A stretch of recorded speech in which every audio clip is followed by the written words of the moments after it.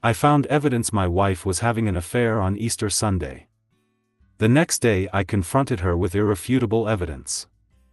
I left and have not spoken to her, nor do I plan to. We are divorcing. But I feel like even that is a pointless gesture, as utterly destroyed as I am. My wife and I had what I thought was the perfect relationship. We were best friends and seemed to benefit each other in a multitude of ways. We grew up together and dated our last 2 years of high school all the way through college. Physically, we were each other's first everything of a sexual nature. We attended the same university in different fields of study and married 2 years after graduation. We moved to a major city near our hometown to be near our families. I got a job as an engineer making a very decent salary with benefits. She got a job teaching at a high-profile private school which she loved. Together we made great money, so we always spent so much time together. We traveled. We dined out frequently, and every night felt like a date night. Even among a group of friends there was always the two of us together.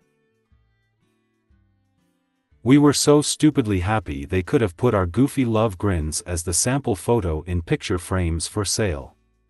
Our sex life was great and had always been. Less than 4 times a week was considered a dry spell for us. We had a great life in general. Well, at least that's what I thought. I thought we have had a great life together, but I've come to realize all of that was a lie. We were planning to try and have children soon. This totally blindsided me. I cannot stop crying. I wanted to be a father someday, now that's an impossibility. Easter morning at the break of dawn, we were supposed to help at our church hiding Easter eggs on the property for kids to find later. We got up and threw on some clothes without showering before driving to the church together. We groggily helped hide obvious eggs for the small children, more secretive eggs for the older kids later that day. My wife took many pictures on her phone of us as well as many members of the congregation. We all ended up having coffee and donuts while conversing before heading home. I'd driven to the church, but I got my wife to drive us home. She commented she was going back to bed for a few hours when we got back. I wanted to preview the college basketball championship game the next night, because my father was a Baylor graduate. We'd brought my wife's iPad along, which I used all the time like it was my very own. I never expected to see anything, and she didn't anticipate it showing me anything. I'm not very tech savvy. So, I still don't know what happened exactly. But I was reading an article as we were walking into the house. In the lower right corner, an icon appeared that said something about photos, then picture after picture appeared one atop the other. I don't know if my wife's phone was syncing to the iPad or our Wi-Fi. Again, I'm at a loss. I saw the pictures were the ones my wife had just taken minutes before outside the church, so I continued reading. Suddenly a few pictures flashed by that looked like they contained nudity, which was very out of character for my wife. I tried tapping on the pictures to go back. But it was like the photos weren't on the iPad, it just showed each one to me for a split second. I opened the photo file on the iPad, but nothing remotely pornographic was stored on the iPad that I could find. I realized none of the photos taken at the church were on the iPad, yet I'd seen them flash by. My wife went into the kitchen and got a bottle of water to take with her as she headed back to bed. I watched her walk up the stairs, and for the first time in the history of our relationship I felt like she might be hiding something from me. I searched every file I could find on the iPad hoping I could find what I'd seen. But I eventually realized to ease my mind I'd have to check my wife's phone. I walked upstairs and found her sleeping soundly in our bed. I grabbed her phone off of the charger and took it into our bathroom. We'd never had an open or closed phone policy. We just used each other's devices at will with nothing to hide. So, discovering her passcode had been changed made my heart nearly stop. I tried it again and again at different speeds. No doubt, it had been changed. My eyes welled up with tears just knowing my wife was probably hiding something from me. It was a sign that there was something unknown to me that I truly needed to know. I walked back in the bedroom and placed her phone back in the charger. Part of me wanted to believe I was crazy or that I just thought I saw something risque, but my mind was playing tricks on me. I had actually imagined discovering what I saw was nothing carnal and laughing about what I thought it actually was. But the pass code got me. I tried acting as normally as possible. She knew me better than anyone, so keeping all emotions welled up while at the same time being sneaky was difficult. But late that afternoon when she was in the kitchen, I heard her text alert. I popped around the corner just in time to see her enter a brand new code. So, I knew I wasn't losing my mind completely. Later that night after she'd gone to bed, I again took her phone into the bathroom. I entered the new code and opened her photos file. To my surprise, nothing close to a photo containing nudity was anywhere to be found. I even found the photos she'd taken at the church that morning. Nothing pornographic was among them.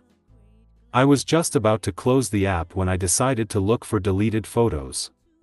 To my surprise, I found 2 photos of my wife nude and partially nude, along with a naked shot of some guy other than me.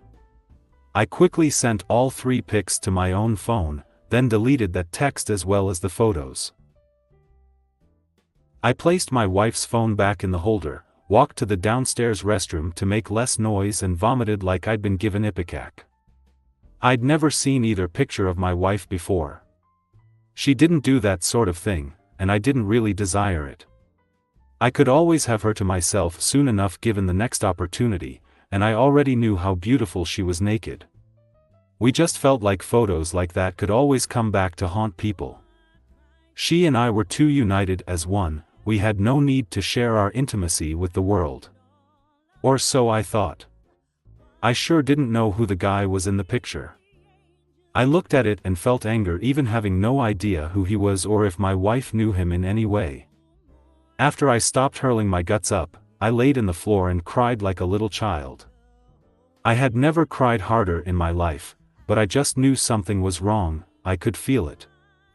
I got a few hours of sleep next to my wife before I had to get up to go to work. Every project I was working on got put on hold as I researched how to recover texts from a phone. As it turns out, since the plan we had was in my name through my employer, I could access every message and pic sent via text. Long story short, I recovered raunchy messages, selfies, and yes, even pics and video together, all there. I could say I went and vomited again, but it was dry heaving. I'd gotten rid of the last thing I could throw up at 2 a.m. I went down to my car and cried so hard I thought my eyes would bleed. I couldn't imagine the nightmare I was living was real. But I knew instantly everything with my wife, my best friend, was over, and every dream I had was gone. I yelled primal screams of rage. I was thankful she wasn't there at my moment of discovery. I didn't know what I was capable of, and I didn't want her to see me like that. I couldn't think what to do, where to go, who to call. I was just in shock, and the person I would have turned to at a time like that was the very person who had destroyed me. I stopped crying and just sat there in a complete daze, unsure what to do, but certain I didn't want to do anything. I knew what had started off as an unproductive morning was certain to be an unproductive day. I went back inside, met with each team member on the company project we were doing, then left work. I didn't even want to look at my wife, so I certainly wasn't going to go by her school to confront her. I just drove around for hours in shock. I went from tears to rage and back again. The evidence was overwhelming and undeniable. I thought of emailing her and both our families all the information I'd found and then driving my car off a ravine. I truly didn't want to continue living, and I certainly didn't want to deal with the confrontation to end our marriage once and for all. My wife usually got home a few hours from work before I did. So, I parked down the street from her school to see where she went when she got off from work. I had it in my mind from what I'd found she'd probably head to her lover's house for a quickie after work. But she left and went straight home, oblivious I was following her most of the way. I'd printed out pages and pages of texts and pictures at work to show her what I knew. I anticipated confronting her and her denying anything until I showed her proof, leading to much conversation and fighting. I didn't want that. I didn't want to ever lay eyes on her again, talk to her, or be in her presence ever again. Those pictures in particular ended all love I ever had for her in an instant. In fact, in the course of a day I went from loving her more than I knew it possible for a human to love to hating her with every fiber of my being. How she could do to me what she did was mind-boggling. We were done the second she cheated. I was just the last to get the memo. My mind was all over the place. I just wanted to go into the house, pack a bag and leave without seeing her or saying a word if possible. When I walked in the front door, she was sitting on the couch, texting. She may have been texting her mom, her sister, most anyone, but I knew she wasn't texting me. And that day I'd learned the odds were high she was busy doing more things that could cause me more pain. She smiled and noted that I was home from work early. I didn't say a word to her. I just walked down the hall into our bedroom. I got a suitcase out of the closet and began packing clothes for the work week for my stay in a hotel room. She came into the bedroom, saw me packing and asked if I had to go on a sudden business trip. I stopped what I was doing, looked directly at her with a stare of absolute loathing, then continued packing. She walked up to me, asked me what was wrong and placed her hand on my back. I recoiled from her touch like I just had some dead animal carcass filled with maggots touch me. I turned and yelled at her loudly to never touch me again before pushing her away. When she tried to ask what was wrong, I called her a disease-filled whore that deserved to have a fiery hot poker inserted into her privates to keep her from procreating. She had the audacity to look shocked and hurt. That's when I pulled out the stack of papers I'd copied, threw them onto the bed, closed my suitcase and began to leave.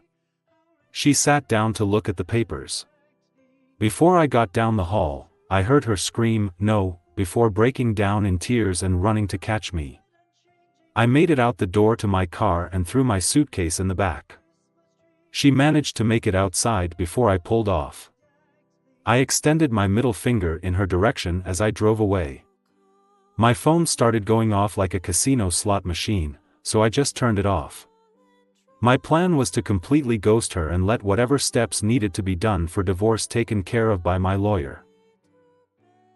I didn't want to know how they met, why it happened and what exactly had occurred between them.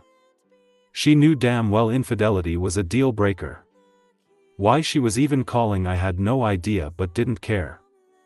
I got a motel room about a mile from my job and checked in. I walked to an adjacent restaurant and forced down some food I didn't want to eat. Back in the room I used the motel phone to call my mom and tell her where I was. She'd been worried as she'd been one of the first people my wife had called after I left. I asked my mom if she'd been told why I left, and she admitted she hadn't.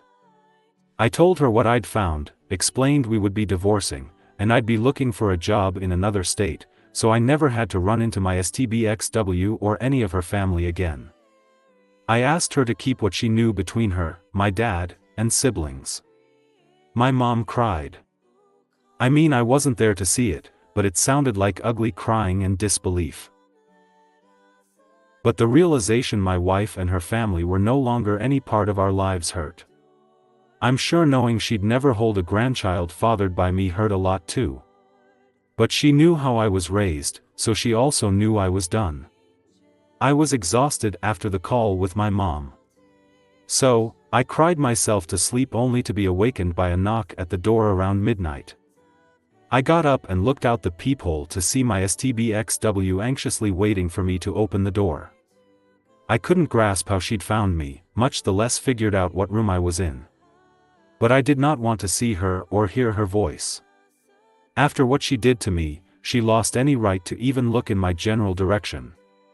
So again, I used the motel phone.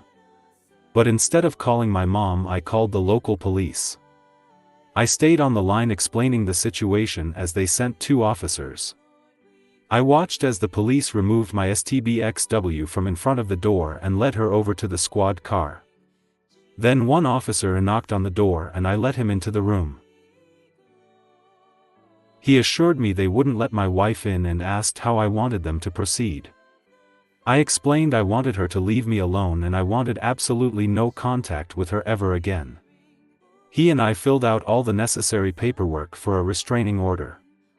He made sure the RO was what I wanted since it would limit me from being able to go back to my house on my own to get things without police escort. I told him I never wanted to enter that house again, I was done with her and she could have it and the rest of our belongings. He got her to sign the RO.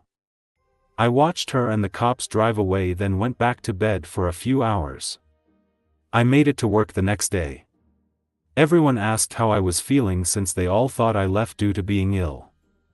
I told them I still felt a bit under the weather and told them I'd be working in my office all day just in case what I had was contagious. I called my boss and asked him for a good time to meet in my office. 15 minutes later he was sitting across from me.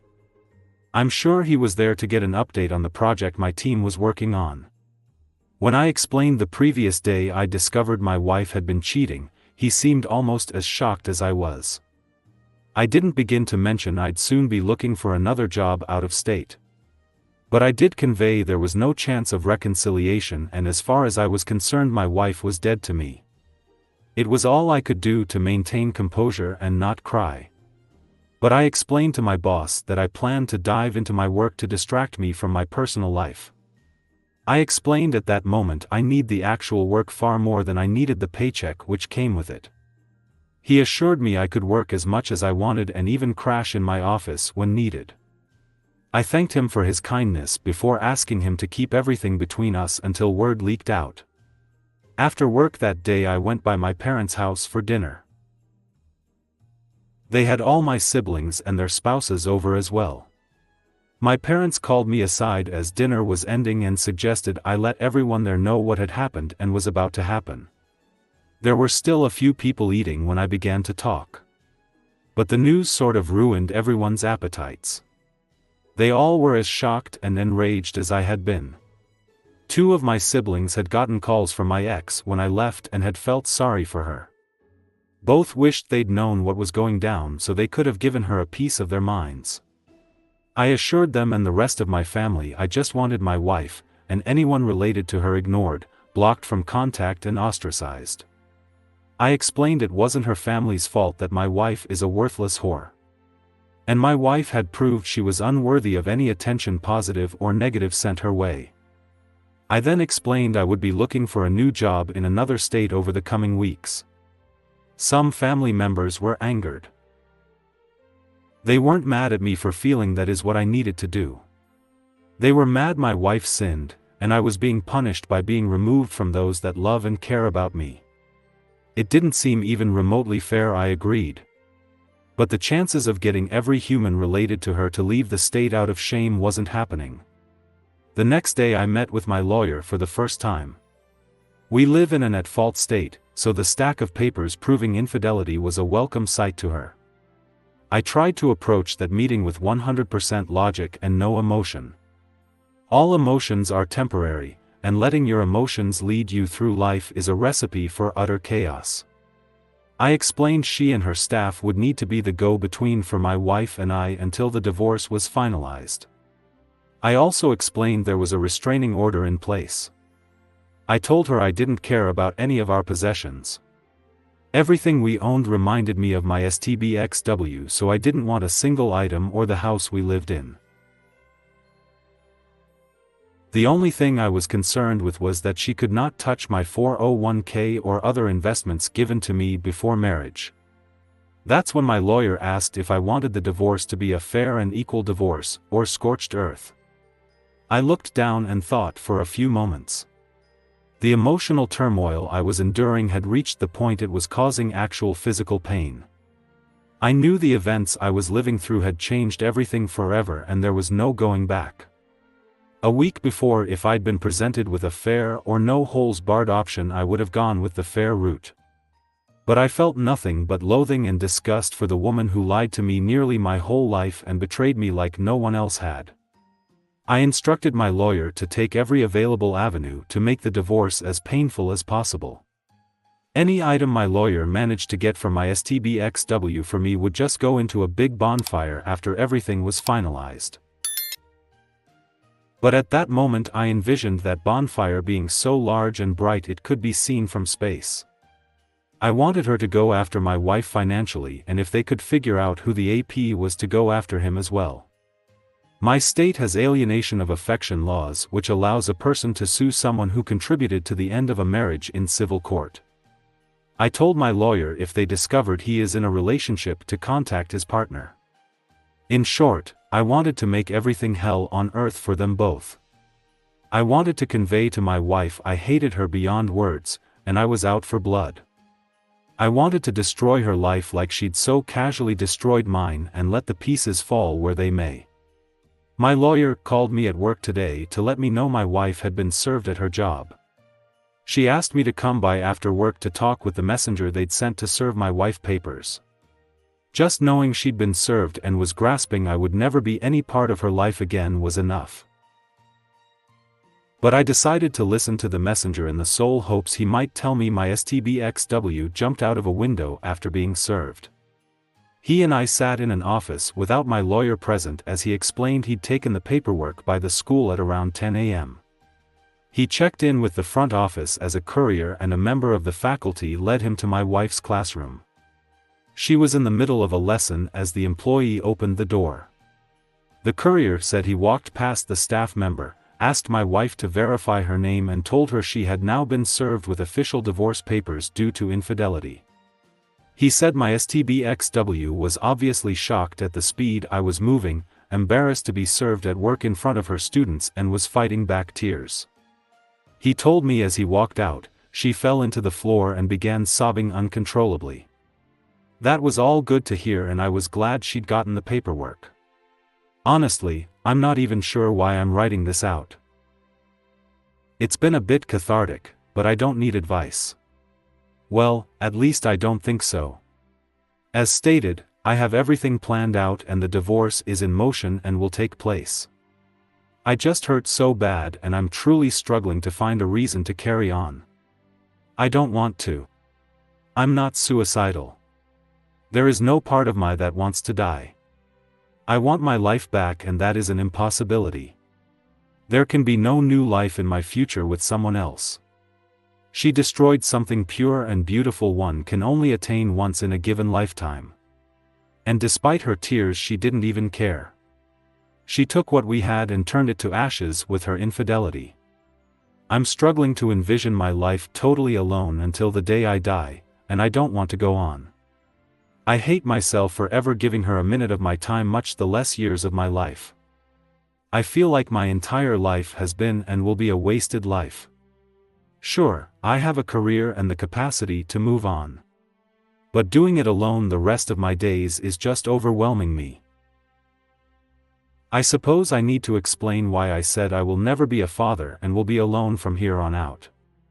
But I was raised a certain way with a certain mindset. My wife was raised this way as well, it's one of the reasons we were so close.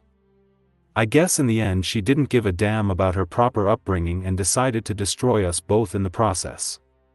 I was raised to believe that humans were never meant to run around sowing oats and having meaningless tawdry sex with random hookups. I believe the most ideal relationship a human can achieve in this life is one where the two have only known each other. I understand in these modern times that point of view sounds archaic to most if not all. But two people discovering intimacy together, every act of intimacy is a beautiful thing. Nobody has to worry about past partners. Nobody has to worry about diseases and pregnancy. Nobody has to worry they aren't doing something as well as a previous partner they so had, because there were no other partners. You learn together. You grow together. Instead of living a life that would remove any possibility of STDs, unwanted pregnancy, paternity fraud, etc. Our world has made ways to correct those mistakes instead of having to face the consequences of foolish people.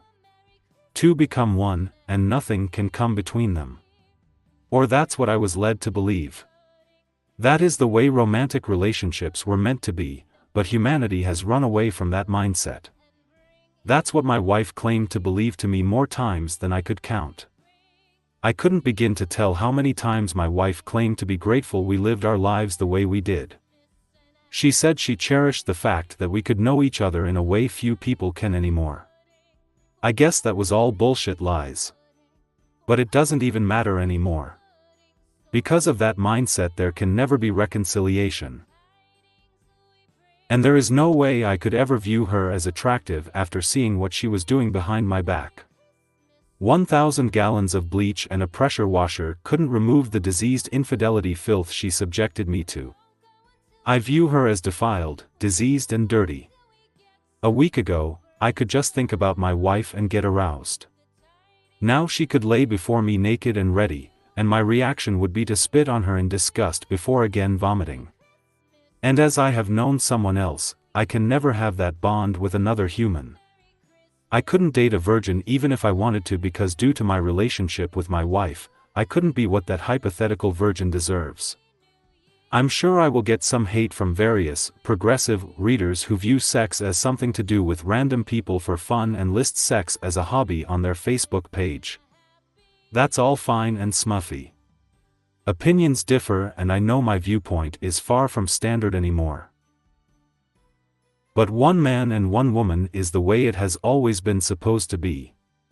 My wife turned out to be a lecherous Jezebel cum dumpster, so that's my loss and my own stupidity for choosing so poorly. I just don't think it's fair that I didn't commit the sin but I'm the one who has to endure the hell of life the rest of my days totally alone. Edit. Those private messaging me with harsh messages about the words, one man and one woman, being homophobic, it was not meant that way. I meant it to mean, two people, and regardless of gender I do feel like two people in one lifelong bond is best. And I'm standing by that. But I'm not editing it after the fact now that it's been posted. So save your time messaging me trying to claim I am anti-gay. What any two people do in the privacy of their own company is their business and certainly none of mine. I cannot stress enough I don't care about anyone's sex life. Straight, gay, whatever. I don't care. It's a major reason I don't want to know any more specifics about my wife's affair.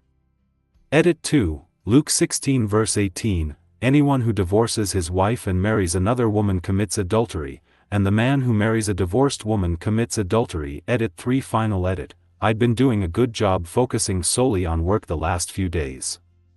I'd made massive amounts of progress on the company project since all my time had been spent in my office. It seemed stupid to pay for a motel bed when my office has a comfortable couch. I woke up this morning with every intention of getting further ahead on the project as well as begin my job search in other states. But when I sat down in my desk chair and saw the date on my computer I had a realization that brought me to tears. Now I'm done. This is my wife's birthday. Obviously I had zero plans to send her any well wishes. But it made me consider something I hadn't. That date will always belong to her, at least in my mind. It was bad enough thinking about upcoming holidays making me flash back to happier times when I had someone. I think I could always ignore those days and just work. But today's date will always bring her to mind. No matter what I do or where I go, I cannot get away from that. Moving away and avoiding her doesn't really remove her from my life, because she was my life. I want to erase every memory of her in my mind. I want to forget I ever knew her. What were cherished memories just 1 week ago are now nothing but bitter memories of lies and deception. I can't endure that. I just can't. It's amazing how quickly life can just flip the script on you and destroy your entire world overnight. Obviously from the comments I got, many loathe me, my views, my beliefs. I'm actually fine with that. I'm honestly not usually one to use language and terms I used in my post. I just felt her action said much harsher things to me than any words I could say to my wife ever could. But when things end, they end, much like life. Sure, I could seek out help to try and convince myself this all hasn't been as bad as it seemed. But my grandpa taught me not to blow smoke up anyone's ass, especially my own. So it's done and so am I. This obviously isn't the time or manner I envisioned it ending. But sometimes this life can be too cruel to continue. God bless you each and every one. May you know peace in this life. I would not wish love upon anyone. Even my worst enemy.